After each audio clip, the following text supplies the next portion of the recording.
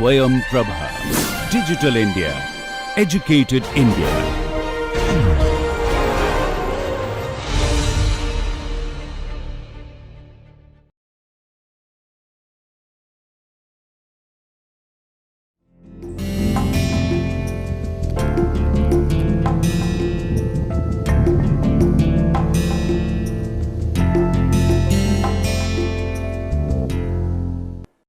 In this lecture, we will be studying the time domain analysis of the system. In this direction, two important concepts we'll be studying. One is the transient response, and one is the steady state response of the system. For the transient response analysis, we'll be considering the PD control system, and we'll compare the same with the standard transfer function, and we'll come up with some relation between the damping ratio and natural frequency of the system. Then we'll study how the damping ratio going to affect the system poles, closed loop system poles. And then we'll study how the system, response of the closed loop control system going to affect based on the damping ratio, under which we'll be studying the underdamped response or critically damped response or the overdamped response. We'll be studying those. Then we'll conclude the lecture. Hello everyone, this is the lecture number 16.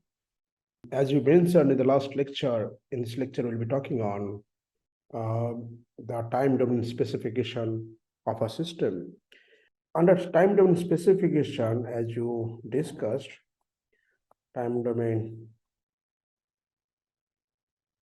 specifications,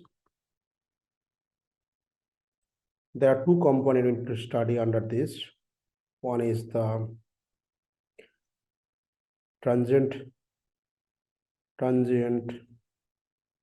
specifications, and second is steady state specifications. Let me revise again what are these. So suppose we have, this is the current attitude of the aircraft angle. This is my T. And if you want to track the desired attitude, for example, theta desired T, and if the aircraft responds like this, for example,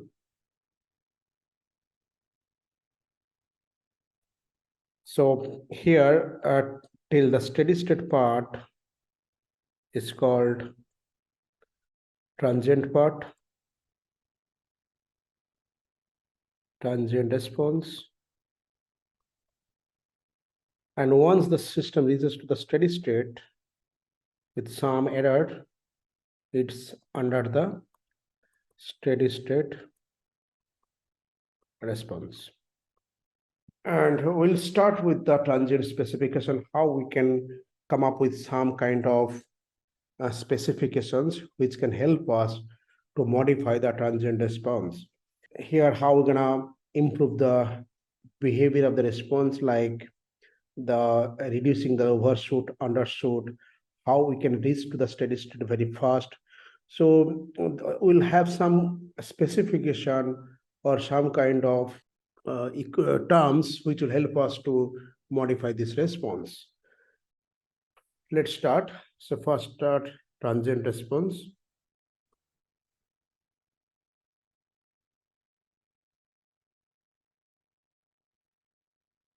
Here we'll be discussing how the system respond to a step command. So here will be the specification will be coming up for the theta desired is step command. But you can theta desired can be, for example, maybe 60 degree. If you 60 degree, for example, so if you multiply the step command, you can get 60 degree. Let me define, then you can understand. So here the specifications,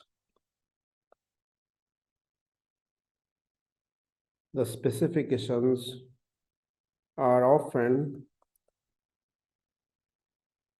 described in terms of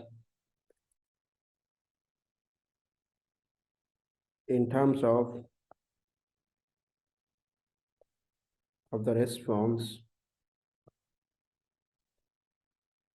of closed loop system, closed loop control system to a unit step function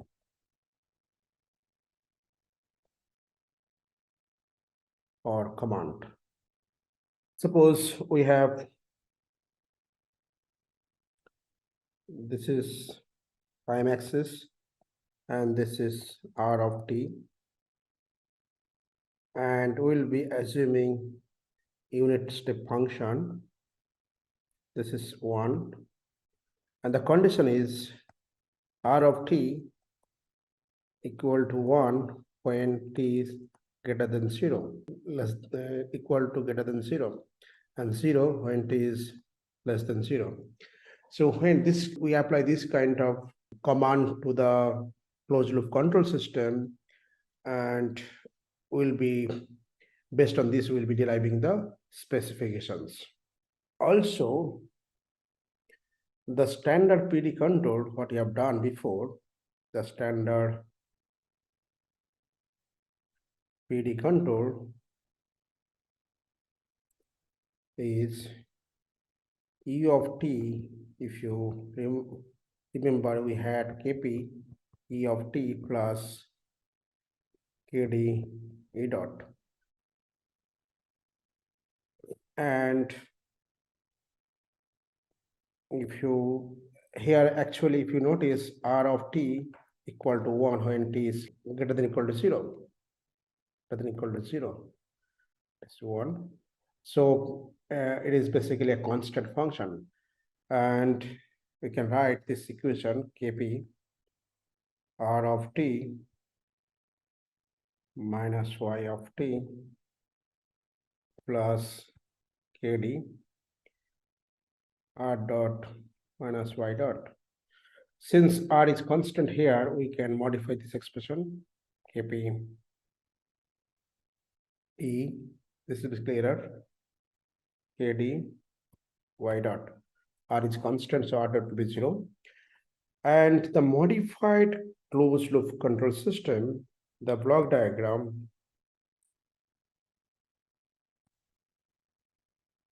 of the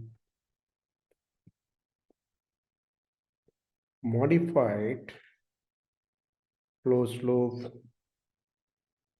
control system, we can have here we are having RS,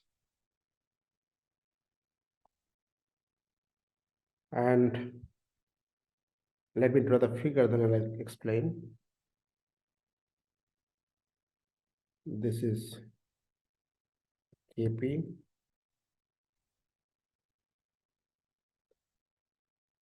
and we are having summing point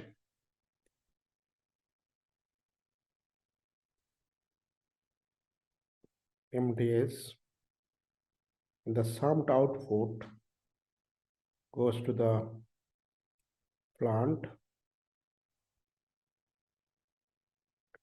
which is 1 upon IS square, and this is output. From this we can denote y of s. If you notice carefully, this is the term, this term we can write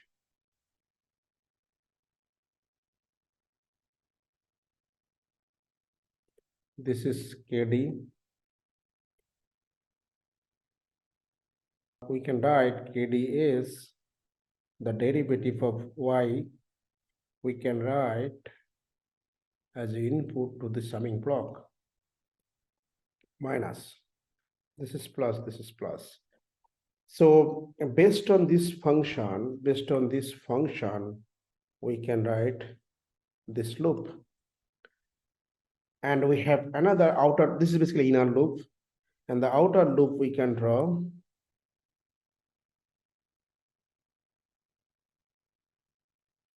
outer loop is basically minus and plus.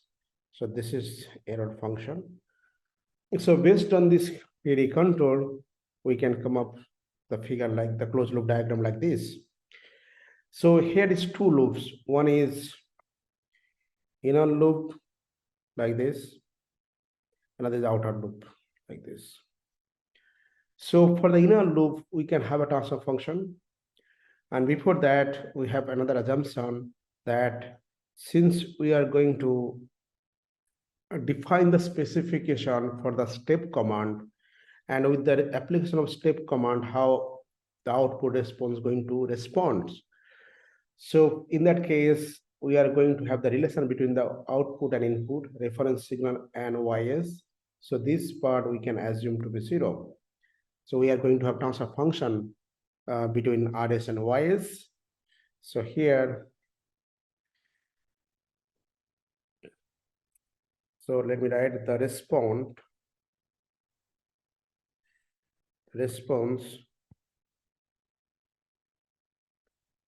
to a step command is the attitude angle of the aircraft is relevant at the stage. So we set the disturbance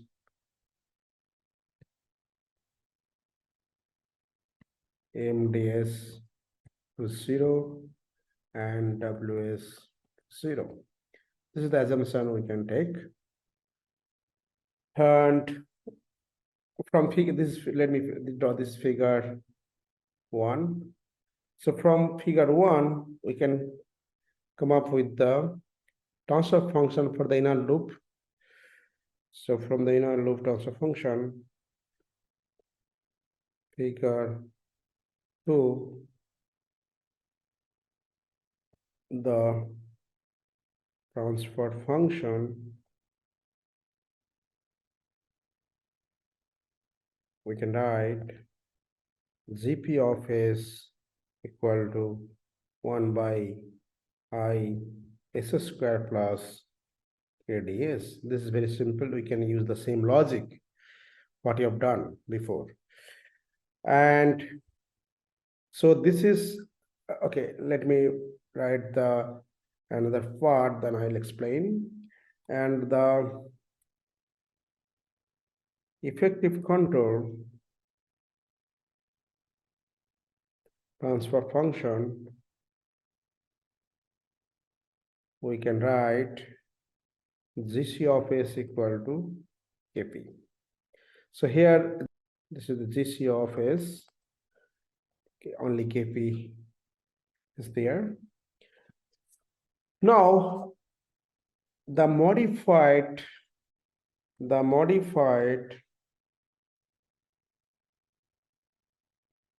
block diagram of figure 1 can be drawn as this is the summing point where I'm applying R of S, and we are having E of S, which is going to the controller KP, and from this we can write, no need to have summing point here because we already have the transfer function for the inner loop, and also we have assumed the disturbance to be 0, so we can write the inner transfer function here, which is 1 upon I S square plus KDS. This is output y of s, and this is the feedback. So we can come up the transfer function like this for the PD control system. See the closed loop diagram. And the transfer function from this figure, let me figure 2. The transfer function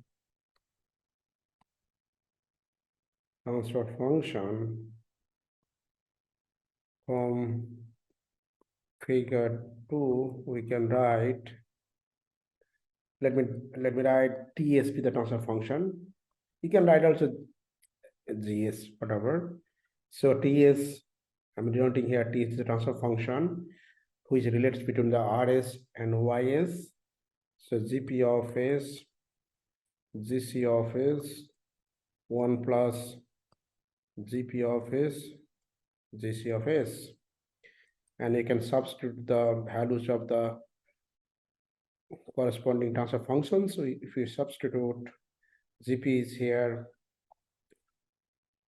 basically we can write GC is here KP, and GP is 1 by IS square plus KDS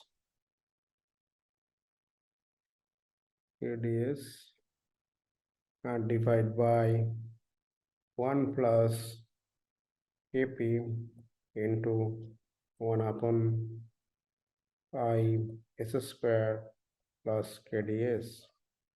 We can write, and from this we can write the complete transfer function KP by I divided by S square plus KD by I S plus KP by I. So this is the transfer function for the closed loop system.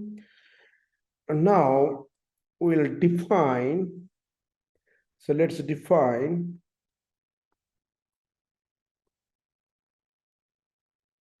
omega n squared equal to KP by I and 2 zeta omega n equal to KD by I. So here, let me write here, omega n is the undamped natural frequency, and zeta is damping ratio. We can write and denote it. And if you notice carefully, if you can control natural frequency, or if you can come up with some gains, Kp and Kd, we can change the natural frequency and damping ratio, because we can write from this also, you can write Kp equal to I into omega n square and Kd equal to, we can write I to zeta omega n. So if you can change the values, some optimal values from controls techniques, or we'll be talking later, very close time. So if you choose very suitably this Kp and Kd, we can change the damping ratio and natural frequency. So we can change the speed of the system. Also, we can change the overshoot, undershoot of the system, because natural frequency talks about the how speed my response will be, and damping talks about how fast I can go to the desired value with less overshoot, how I can damp out the overshoot, undershoot in the response.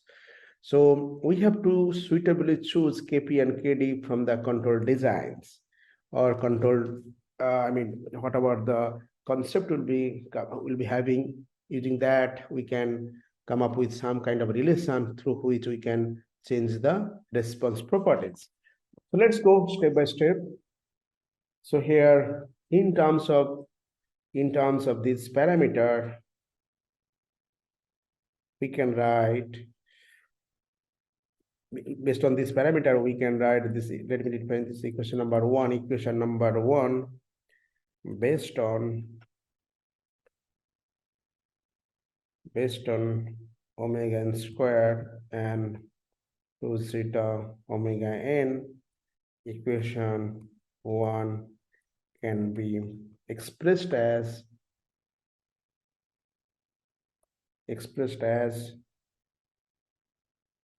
Ts equal to omega n square divided by s square plus 2 zeta omega ns plus omega n square. So this is, if you notice carefully, this is the second order system. So why it is second order? Because the highest power in the denominator polynomial is 2. And generally we define the order of the system based on the highest power in the denominator polynomial. So this is second order system. And also we sometimes call this is standard second order system. If you refer any control system book, generally we use this kind of expression for defining the second order system. Now, let me define this equation number. This is equation number 2. And from equation number 2,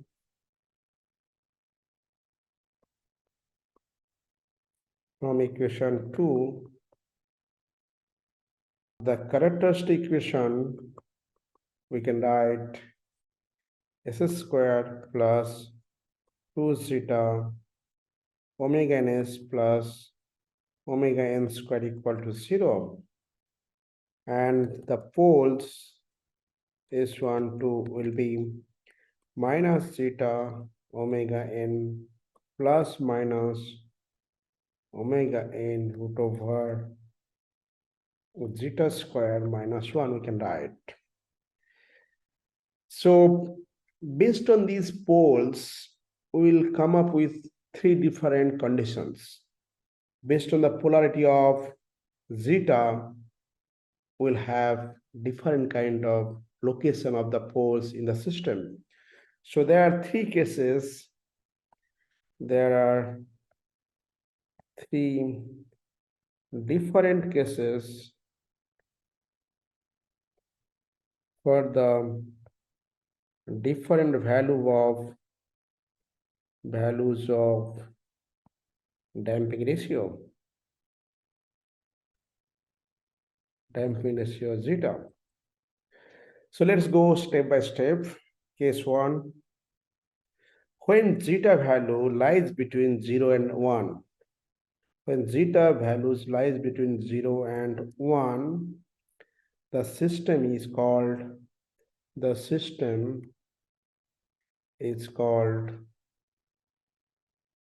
underdamped. So this is the condition for the underdamped system when zeta lies between 0 and 1. So in this case, if it is zeta is in this range, then if you notice here, this term will be imaginary. If zeta is less than 1, then we can write, in this case,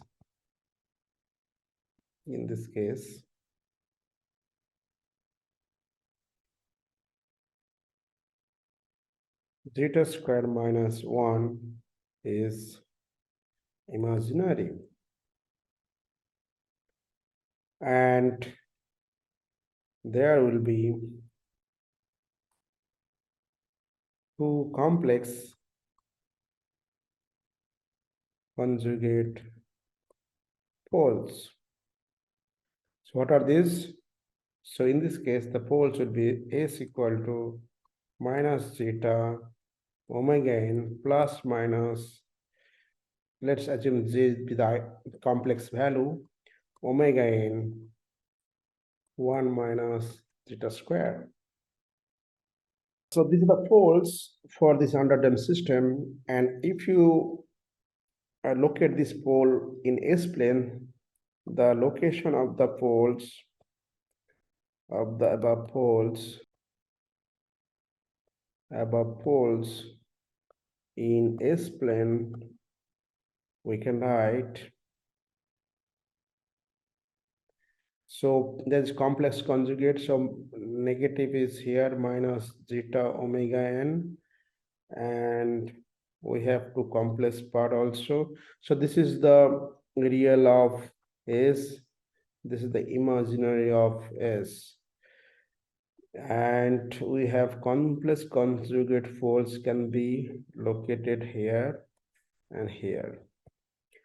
And this is actually the value of omega n root over 1 minus zeta square, and this value we can write minus omega n 1 minus zeta square. So it is clear that if the system is underdamped, the response will be something oscillatory behavior response. So we'll have for this kind of response just moment, we'll have how the response will be look like. And let's look the case, this is case 1 and case 2. Let's look case 2. In case 2, okay, here let me write the note here. These poles lead to a decaying oscillatory behavior at frequency omega d. So what is omega d here? So omega d, we are right, you can denote this expression as a omega d, damped natural frequency, or you can say damped frequency. Why, if we write, you can write this expression minus zeta omega n plus minus j, we can write omega d. So where omega d, we can write omega n root over 1 minus zeta square. So this is the damped natural frequency. Why? Because damping factor in the right hand side that exists, the damping factor exists in the right hand side. So that's why it is called, with this frequency, the response will be decaying. Case 2, when zeta equal to 1, and when zeta equal to 1, the system is called critically damped. So when zeta equal to 1, this is critically damped. Let's look how the response will look like, or how the pole location will be in the S-plane. So if zeta equal to 1, we can see that this part is going to 0. I mean, this part is going to 0. So we can write there will be two poles at the same point. So we have two repeated poles. In this case, the poles are, we can say, S equal to, we can write minus omega n and minus omega n. And the location of these poles in the S-planes, we can write there is 2 repeated pole at S equal at, you can write minus omega n. And so this is the critically damped system. And let's look the other case, other situation here, case 3. When zeta is greater than 1. So this condition is called overdamp because damping is quite high. It is more than 1. So this system is called overdamp. In this case,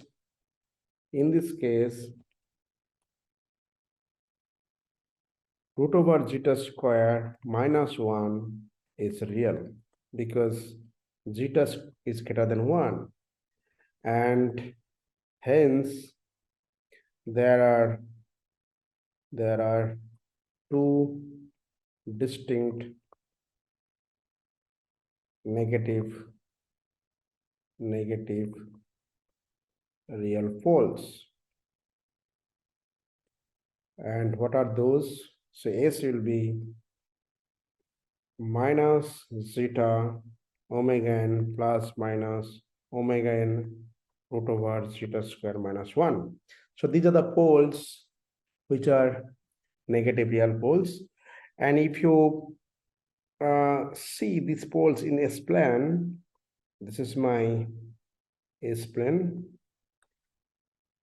and these poles, this is the imaginary of S, is the real of S, and one pole will be here, another pole will be here. So this pole will be minus zeta omega n plus omega n root over 1 minus zeta squared, and this pole will be minus zeta omega n minus omega n root over zeta square minus 1. So this is quite stable system. And now let's look the response for the different values of damping ratio, how the response will be look like. So this is the response of the system. This is time axis. This is, for example, y of t, the response, for example. And since we are considering the step command, this is the step command. So here R of S equal to 1 upon S, or this is R of t. This is the desired response my system should follow. And we have this kind of response.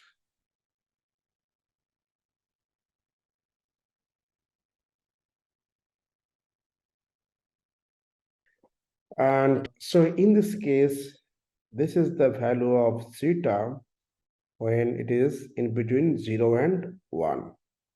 So this response called, we can say, underdamped response. If we little bit increase the damping ratio, let's assume 0.1, then system will have something like this. Very minimal, something like this. And this is the case when damping ratio is 0.7. So this is also oscillatory, but the magnitude of the oscillation is very less, reduced. And let's have the case when damping ratio is 1 only. So in this case, it will go like something like this, and very small oscillation, then it will settle down. So this is the case when damping ratio is 1. And let's have another case when damping ratio is greater than 1. In this case, the response will go straight away, something like this. So this is the case when damping ratio is, for example, 1.4. So as we increase the damping ratio, the oscillation is reduced. There are other effects also we'll be talking later. In this lecture, what you have learned actually, if we increase the damping ratio, the oscillation will be reduced. But there will be another problem like shuttling time will increase. If you decrease the damping ratio, oscillation will be more, but steady state error will be reduced. That we'll be discussing in the coming lecture. So this is how we analyze the system, and we connect how the damping ratio and natural frequency plays a major role in the response of the system. Because this is how we'll be designing the autopilot, how we can modify the response of the aircraft, if it is position or attitude, how we can come up with very precise observations with the help of this kind of techniques. So let's stop it here. We'll continue from the next lecture, and we'll define the specification, how we can relate the system response to the time domain specification. Thank you.